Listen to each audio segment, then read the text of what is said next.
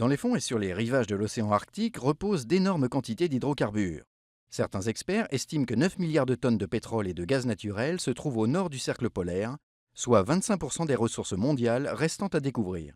L'Arctique, qui s'étend sur plus de 14 millions de kilomètres carrés, soit près de 30 fois la France, est bordé par le Canada, les États-Unis, la Norvège, le Groenland et la Russie. Coûteux et complexe à extraire, ce potentiel a longtemps été laissé de côté. Aujourd'hui, le recul de la banquise lié au réchauffement de l'atmosphère et l'émergence de nouvelles technologies facilite l'accès aux gisements de la région. Épaisse de 4 mètres vers 1950, la banquise arctique s'est réduite de moitié. Le passage du Nord-Ouest, voie de navigation reliant l'Atlantique au Pacifique via l'Arctique, et qui permet de diminuer d'un tiers le trajet entre l'Europe et l'Asie, devrait ainsi être ouverte près de la moitié de l'année, vers 2035.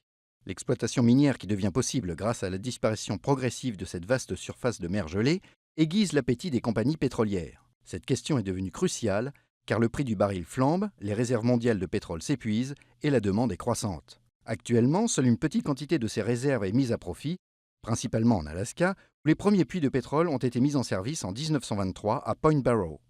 La production du vaste gisement gazier russe de Stockman ne devrait débuter qu'en 2018. Il renferme des réserves mirifiques estimées à 3800 milliards de mètres cubes de gaz, mais il est techniquement très difficile d'accès. Enfin, la Norvège exploite un grand gisement gazier à Snøhvit, dans la fragile mer de Barents, surnommé le grenier de l'Europe en raison de ses abondants stocks de poissons.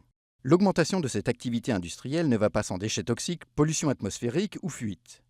En mars 1989, le pétrolier Exxon Valdez, qui déversa 50 000 tonnes de pétrole en Alaska, coûta la vie aux 3/4 de la faune sous-marine. Or aujourd'hui, aucune technologie ne pourrait endiguer une marée noire dans ces conditions extrêmes.